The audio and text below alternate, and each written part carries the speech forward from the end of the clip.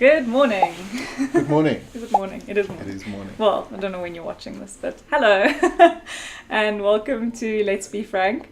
Today we are going to talk a little bit about the FiveFriday way, which is our way of working with our customers and partners and each other.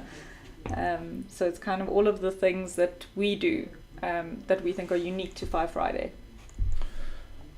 Yeah, in terms of the FiveFriday way, maybe just a little bit of context of how it came about, and that's specifically more focused in terms of when we work with startups, where we partner with startups, and the lessons that we've learned, and the things that we incorporated in the methodology of what we believe is the best way to approach it. Yeah. To add the most value, because becoming a technology partner, you can say, well, you just take care of the technology. Yeah. But through experience, we've seen that that's not sufficient. That's not enough. And also, I mean, one of the things we talk about in the FiveFriday way is we follow a growth hacking and lean startup kind of methodology, which we know means that marketing and dev work very, very closely together right from the start. So it's not just technology; it's technology and all the things that go with it. Yes. Yeah. Because the product is never just about the technology. Yeah. And it's also interesting how often you find people, when you mention those two methodologies, growth hacking or lean startup, they go, I subscribe to that, and then you see them not following any of the principles, or very few of the principles. So kind of establishing those disciplines very early on in a project like that is extremely important. Yeah. And then following through, especially when things start going not according to plan. Yeah. I was trying to be diplomatic there. But pear-shaped, yes. But things never go according to plan. We've spoken Correct. about this quite often, about one of the main things in our FiveFriday way, in our methodology, in our Fit4 methodology, in our blueprint, is being agile and flexible, because we know that life is not as predictable as some of us would sometimes like it to be. Things don't ever go according to plan. And you need to be ready to adapt and change and take it in your stride and learn from any mistakes and move forward. And it seems obvious when you say it. but in practice, it's not that easy for, especially when it's a startup, somebody that hasn't been through that cycle a number of times, to be that agile and flexible and make those changes. And I listened to just a section of a podcast that I think is relevant to what you're saying now. This was James Altucher podcast, and I forget who the person is that he spoke to and what her book is called. But where she spoke about, you often hear people say, well, get out of your own way in terms of being successful, whether that's in your career, whether that's in a hobby, a sport, a relationship, whatever it is, get out of your own way. Yeah. And that concept of it is comfortable being uncomfortable. Yeah. Because it's familiar. So you would hear people complain about their job till the cows come home, but they won't go find another job. Yeah. Why? Because there's a certain level of comfort. Yeah. That's and you that see it same with presidents principle. too. Yes.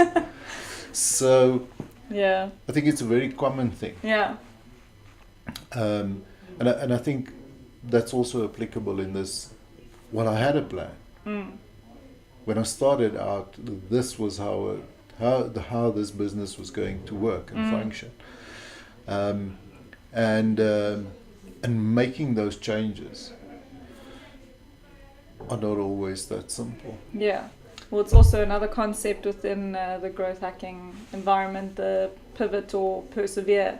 Yes, to make those decisions. Being able to know that actually persevering on this path, even though we've gotten quite far along it, is not the best decision. We have to change something, which is difficult for someone to do when it's their baby and they've put so much into it. It's again one of those things where I think there are certain aspects of our lives where this is very natural. Yeah. Where if you don't get something right or you don't succeed, you try different options. Yeah. You would try something and you can make a decision pretty quickly that, well, this works or it doesn't work. And then you try another thing and you try another thing. Yeah. Where it's in a slightly more formal context, it becomes a bit more difficult. Yeah. One of the biggest factors, in my opinion, that come into play there is ego. Because, well, now I have to admit I was wrong. Yeah. And it's not about that. It's not about who was right and who was wrong. Yeah. It is what is the best course of action to take from here on forward. And I think what comes into that is the number of stakeholders that are involved, because it's having to get agreement from everyone or trying to come to a consensus, which is also not always the greatest thing. It's not always the easiest, and obviously also the size of the team. You have to think about the size of the team as well. And the old analogy of, an oil tanker takes a lot longer to turn an oil tanker around than it does a speedboat. Yeah. And you would expect most startups to be kind of the speedboat type. But still, I mean, if there's a team of 5 or 10 people involved, to get everyone to consistently work in the same direction already becomes a challenge. Yeah. So what are the main elements of the FiveFriday way? From what perspective do you mean? What departments are involved? Yeah. Well, development obviously is very involved. Marketing is hugely involved. UX UI, design, which is part of the marketing, I suppose, and the UX UI. So from the beginning, we've got support involved. Right from the beginning, we need all of those people in the room. So from the very first interaction with the startup, we need everyone on board, because there's also things that developers don't necessarily consider at that stage of a project that a marketer might be able to bring up and make a suggestion about that could affect the development of the product. And vice versa. Yeah, exactly. Yeah, so it's extremely important, as we've learned through our experiences, to involve as many people as possible to get as many ideas on the table. Yeah, and no idea is a bad idea. No idea is a bad idea. Yeah. And even the potentially bad ideas can lead to great ideas. Exactly. Yeah, so we're not saying that there aren't ever bad ideas, because there obviously are some really pathetic ones, but we use that just to say that put all of the ideas on the table, because you never know what even a bad idea might spark with someone else. Correct. Leading to a much better outcome. Correct. Yeah. And also another reason why it's extremely important to get all the role players involved in the conversation is to make sure that everyone knows what everyone else is busy, what their plans are, where they're going with this. Yeah. To make sure that either potential problems can be raised early enough in the process, so that nobody's caught unawares. Yeah. So that when you spoke about a discipline like support, this is often left until, well, we've got some customer complaints, or we have some questions, or we have some, who's going to support that?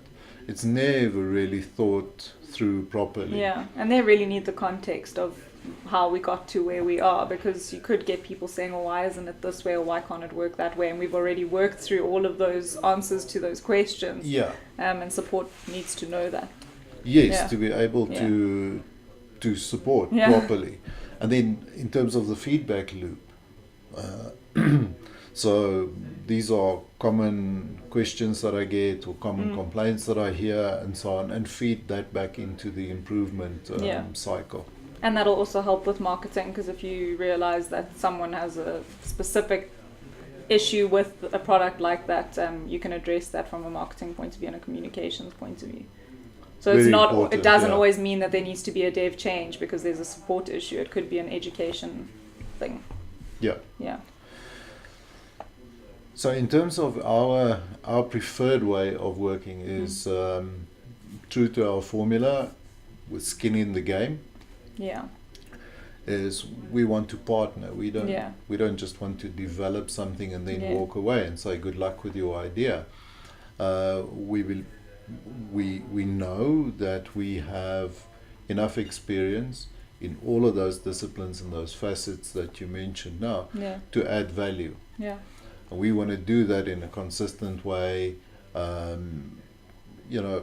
kind of not having to learn all the lessons by yourself. Impart the experiences that we managed to gain over a number of years and a number of projects, and help define those disciplines and processes as early on as possible. Yeah. But it's also about highlighting some of the things that, again, we've learned from experience. For example, things like marketing budget. Or marketing doesn't just happen. Yeah. You don't just post something somewhere and you Yeah. have millions of followers. Yeah. And some of the other misconceptions that there are out there Yeah. in terms of, well, word of mouth is good enough, word of mouth is great, but Needs word a of mouth, starting point. and it needs a little bit Yeah. of a nudge. Yeah. The idea is so great that Yeah. it will go viral. Yeah. Things don't just go Yeah. viral by themselves. Or the thing about if you have 700 likes on your post, that's a good thing. I mean, there could be people living under a rock in Yeah. Timbuktu, and it means nothing for your product. Yeah, Yeah. absolutely. Yeah. Likes, likes never translate into money in the bank. Yeah.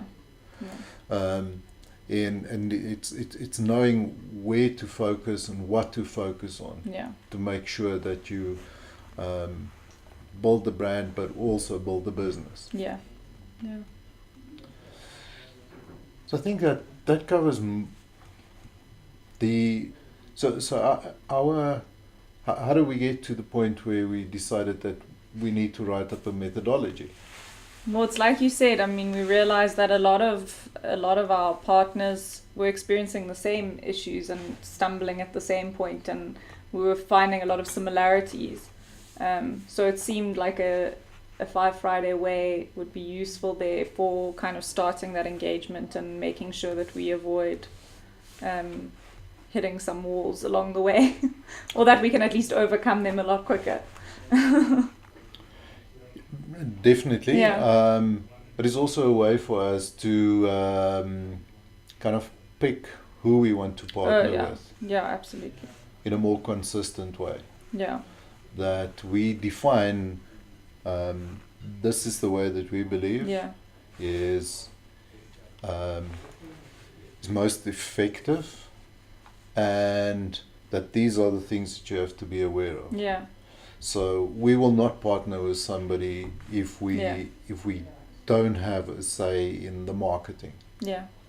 We will not partner with somebody if we're not involved in the support. Yeah, and if we don't buy into the product that they want Correct. to sell, I mean, we have skin in the game. We want to be part of the process. We want to really work with them to boost their product. So, yeah.